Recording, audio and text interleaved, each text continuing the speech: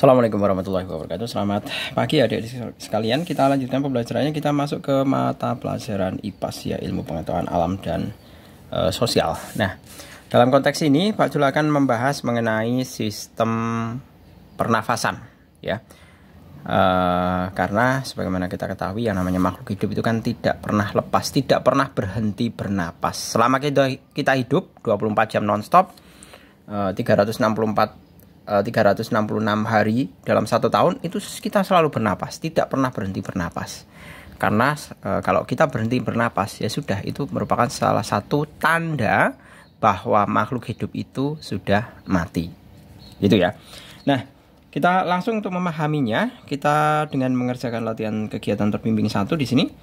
Nah, di sini ada penampang organ pernapasan ya. Nah, di sini yang pertama, yang organ-organ pernapasan yang ditunjuk pada gambar berikut. Yang pertama kita diurutkan aja ya. Kalau ini kan jelas bronkus, ini namanya bronchiolus. Kemudian yang C itu adalah alveolus. Nah, kita diminta untuk menyebutkan berikut juga fungsinya. Yang pertama yang A, di situ adalah bronchiolus. Bronchiolus itu merupakan cabang batang tenggorok. Jadi kalau ini bronkus itu batang tenggorok, kalau bronchiolus itu cabang batang tenggorok. Nah, fungsi dari bronchiolus adalah membawa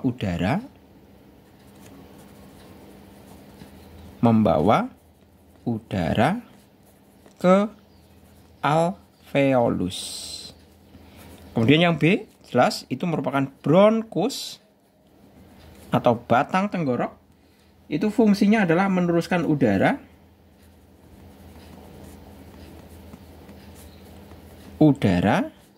dari trakea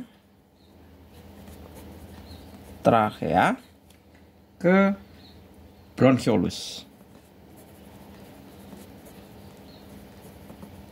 Nah, ke bronchiolus.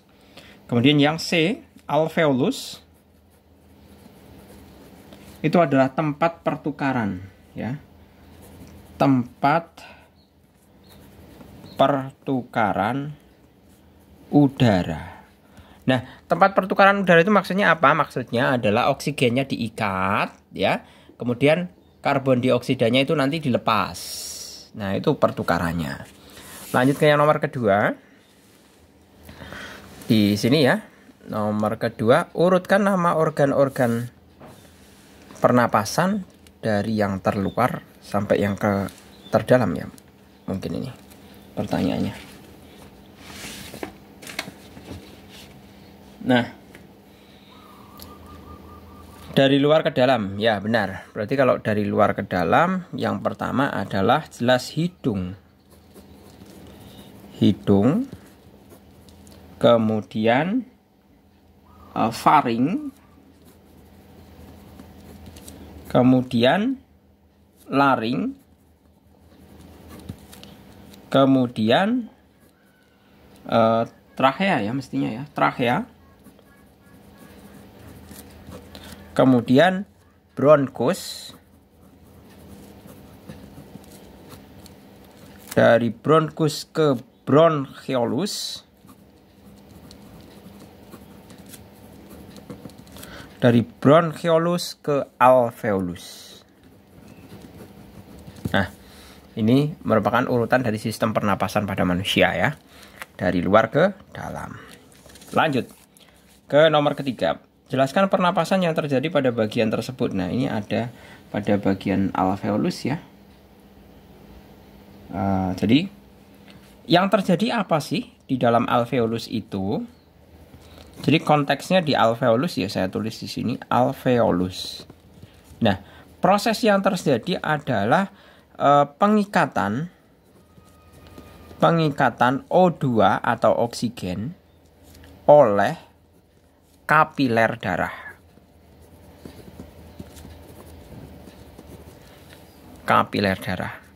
Pengikatan O2 oleh kapiler darah dan juga pelepasan CO2. Ya, ini yang dimaksud dengan pertukaran udara itu ini. Jadi oksigennya diikat oleh kapiler darah dan kapiler darah itu sendiri melepaskan karbon dioksida. Itu kan merupakan salah satu fungsi dari sel darah merah, ya kan? Sel darah merah itu berfungsi untuk mengikat oksigen dan melepaskan karbon dioksida. Lanjut yang B, apa yang terjadi pada bagian tersebut saat seseorang menghirup udara yang mengandung oksigen? Nah, saat menghirup oksigen, maka O2 diikat,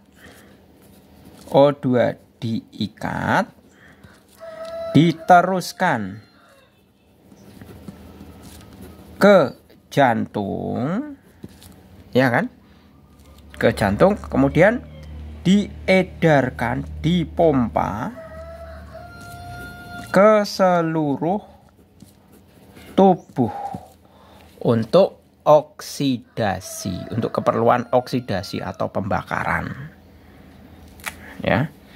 Jadi oksigennya dari paru-paru kemudian dibawa ke jantung, ya.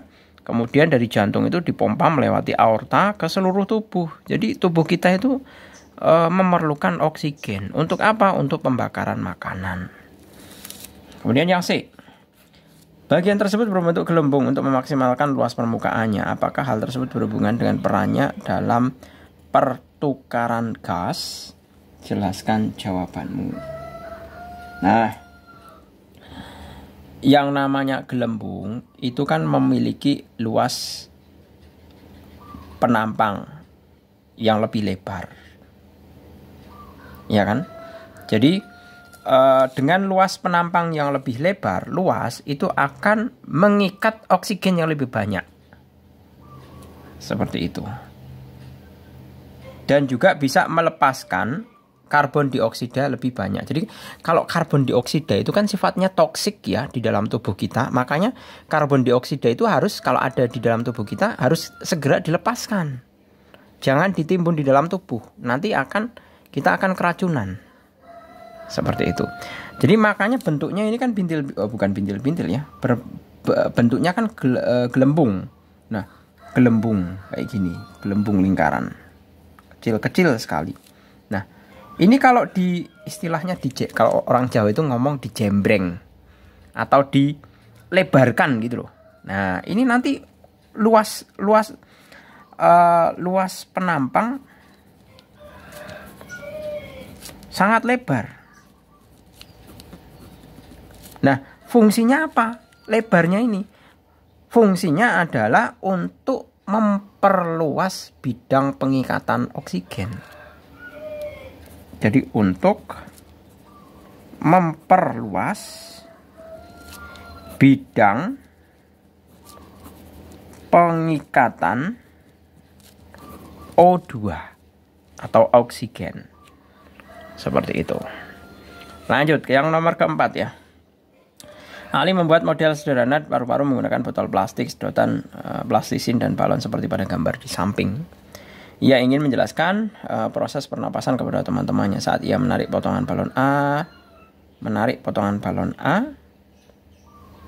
dua balon B yang ada di atasnya mengembang. Sementara saat balon A dilepas, balon B menjadi kempes. Bagaimana Ali dapat mengaitkan model paru-paru yang ia buat dengan bagian sebenarnya dari sistem pernapasan manusia? Nah, itu berkaitan dengan posisi diafragma ya. Saya ke ataskan dulu nanti biar tidak perlu bolak-balik.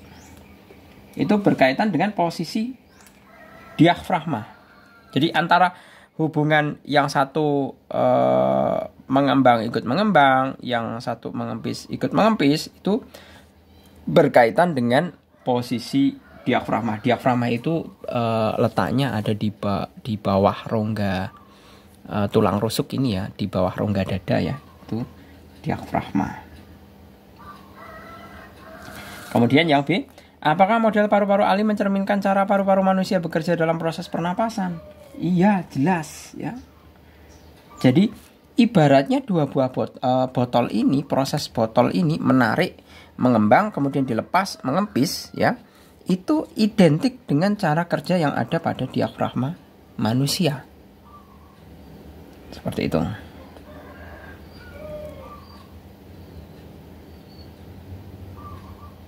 Nah, kemudian yang nomor kelima, buatlah skema proses inspirasi dan ekspirasi pada pernapasan dada. Tulislah di buku tugas. Nah, ini saya rasa kalian bisa cari di bagian teorinya ya, mengenai teknis proses inspirasi. Inspirasi itu saat menarik napas. Ekspirasi itu pada saat mengeluarkan nafas. Ya, ini di buku teorinya ada. Kemudian lanjut nomor 6, Siska sedang flu dan datang ke sekolah tanpa menggunakan masker. Beberapa hari kemudian beberapa temannya juga mulai merasa sakit flu. Mengapa penggunaan masker dapat membantu mencegah penyebaran flu? Ya, karena flu itu kan berupa virus yang ditularkan lewat droplet. Ya kan? Oh, seperti saat zaman corona aja ya. Jadi virus flu itu kan ditularkan lewat droplet. Droplet itu bisa saat kita bersin, kemudian udara, droplet udara yang tentunya yang terkontaminasi oleh flu. Ya kan? Nah, nanti kalau bersinggungan langsung dengan orang yang sehat, nah, kemungkinan droplet atau udara yang ada virusnya itu akan memberikan infeksi terhadap orang yang normal. Nah, caranya bagaimana? Jadi memakai masker ya, pakai masker. Masker itu untuk menghalangi droplet udara, percikan, bisa percikan air liur ya. Misalkan kita sedang bersin itu, ya, percikan air liur dari orang yang terinfeksi virus, ya. Jadi pakai masker untuk menghalangi droplet udara atau percikan air liur dari orang yang terinfeksi virus. Nah, ini adalah salah satu fungsi dari masker itu tadi. Makanya kan ada anjuran kita diminta untuk memakai masker. Kemudian, apa yang seharusnya dilakukan Siska saat sakit flu agar tidak menularkan penyakitnya kepada orang lain? Memakai masker. Misalkan flu-nya parah, ya sudah, izin saja, nggak usah ke sekolah. Seperti itu. Jadi intinya proteksi terhadap orang lain itu bisa dilakukan oleh kita. Jadi kita sakit, itu jangan sampai kita merugikan orang lain. Ya. Jadi kita sendirinya yang harus mestinya tahu diri. Ya. Jadi kalau udah tahu, saya sakit, nah maka saya harus memakai masker. Agar apa? Agar orang lain tidak tertular. Seperti itu. Oke, lanjut untuk yang pertanyaan berikutnya. Di sini, perhatikan gambar paru-paru. Bagian yang diperbesar merupakan bagian bronkus. Apa perbedaan utama antara bronkus pada gambar A dan bronkus pada gambar B? Nah, ini kelihatan sekali ya.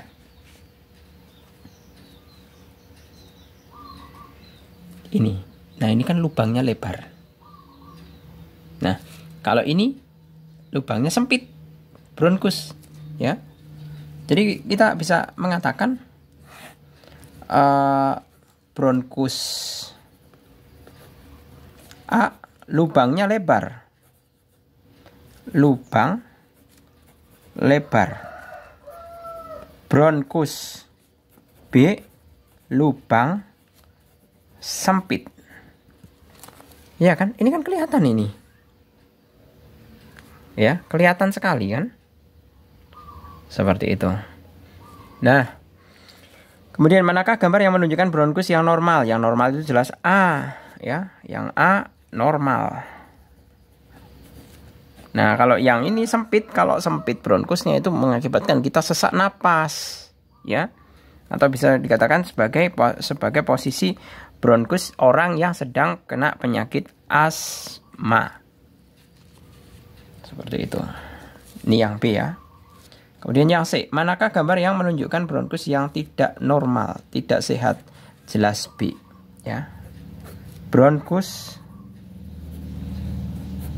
B. Oh, tadi udah termasuk ya. Kalau yang normal itu yang A. Kalau ini pertanyaan C, yang tidak normal itu yang B. Apa akibat dari ketidaknormalan dari bagian bronkus tersebut? Ya jelas, kalau bronkusnya tidak normal berarti kita akan kesusahan apa? Bernafas. Bernapas ya. Kita akan mengalami kesusahan dalam bernapas, atau bisa juga nanti nafasnya itu jadi berbunyi. Ada bunyi ngik ngik ngik gitu. Biasanya kalau orang kena asma itu kan nafasnya pasti berbunyi. Gitu. Lanjut nomor 8. Saat terjadi pandemi COVID-19, kita diimbau untuk menjaga jarak dan menggunakan masker. Jelaskan tujuan dari imbauan tersebut. Sudah ya, Pak Jul jawab tadi. Jadi menggunakan masker itu adalah untuk mencegah penularan virus. 9. Kondisi polusi udara yang meningkat di beberapa kota besar di Indonesia telah menjadi masalah serius. Hal tersebut mempengaruhi kualitas udara dan kesehatan penduduk di kota-kota tersebut. Apa saja faktor yang menyebabkan peningkatan polusi udara di kota-kota besar? Itu mudah sekali ya. Jadi emisi kendaraan transportasi yang tidak layak. Jadi misalkan udah mobil lama bertahun-tahun, asapnya udah ngebul hitam, nah itu masih dipakai juga. Itu dari segi transportasi. Kemudian adanya kompleks perindustrian yang menggunakan cerobong asapnya itu tidak sesuai dengan aturan. Jadi mestinya area-area industri itu dikelompokkan, jangan sampai di tengah kota atau di tengah pemukiman penduduk itu ada pabrik. Ya, itu nanti ditakutkan akan memberikan polusi, mengancam kesehatan pernafasan. Itu ya, jadi ada dari sektor transportasi, industri, kemudian minimnya penghijauan di area perkotaan, itu juga bisa mengakibatkan tingginya polusi ya. Kemudian B, mengapa polusi udara dapat berdampak negatif terhadap kesehatan penduduk di kota-kota tersebut? Karena polutannya itu kan ada di dalam udara. Sedangkan udara, manusia, itu kan membutuhkan udara untuk bernapas. Kalau kita menghisap udara yang ada polutannya, ya, entah itu ada bakterinya, virusnya, atau partikel-partikel yang berbahaya, itu terhirup ke dalam tubuh kita. Nah, itu nanti akan yang mengakibatkan kita mengalami sistem gangguan pernapasan. Atau biasanya dikatakan sebagai ISPA ya, infeksi saluran pernapasan.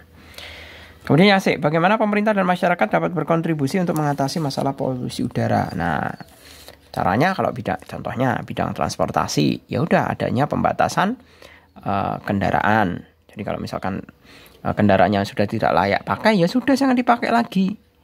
Seperti itu. Kemudian penghijauan di area-area perkotaan. Kemudian bisa juga mengelompokkan sektor-sektor industri pada areal tertentu. Jadi jangan sampai digabung atau dicampur di dalam areal yang padat penduduk, apalagi di tengah kota. Nah, itu beberapa caranya ya.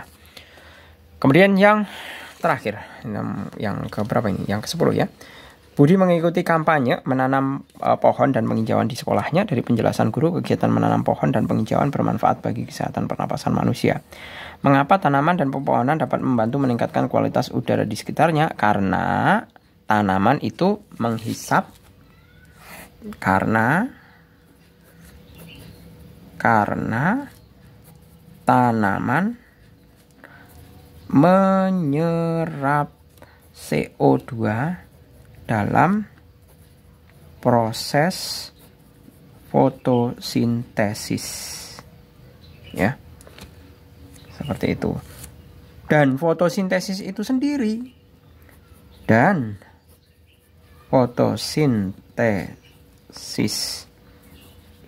sendiri menghasilkan O2 atau oksigen. Nah, oksigen ini dibutuhkan manusia.